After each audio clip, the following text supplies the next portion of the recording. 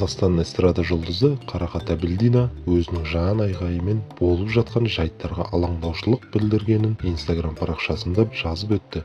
Келуден көп кері қайту, тек жылату не мұңайту. Күні-түні көргеніміз көрісу мен көңіл айту. Кең байтақ жерге еркін орналасқан бар жоғы 19 миллион халық болсақ та, жаман індеттің ушығуы бойынша көш бастап тұрмыз. Бұл хәлге қалай түстік, неге түстік?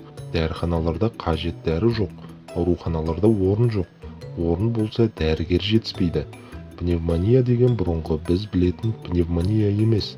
Мына вирустың мутацияға түскен қауіпті түрі деп жатыр. Бірақ кім кінәлі деп кінәліні іздеуге жағдайда уақытта жоқ.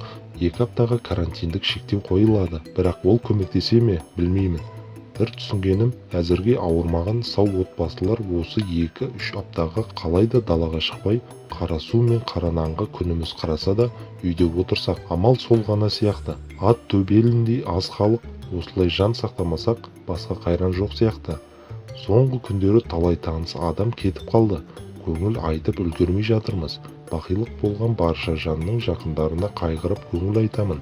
Алла жандарын жәннаттық еткей, жақындарына сабыр бергей. Алла өзімізді, Алла елімізге жар болсыншы. Тезірек індеттің беті қайтып, қиын күндер артта қалса екен. Аман болыңыздар, сақ жүріңіздер, қам қылыңыздар. Қазір жай ғана тұмау ыстығы түсті, жақсы деп сылғырт қарауға болмайды. Сәл сырқаттансаңыз, дәрігерге қаралып, барынша амал жасаңыз, шұғыл түрде. Бұл дерт ойлануға да мұрша бермей, жалмап жатқан жоқ па? Алла жар болсын баршаңызға, деп жазды әнші.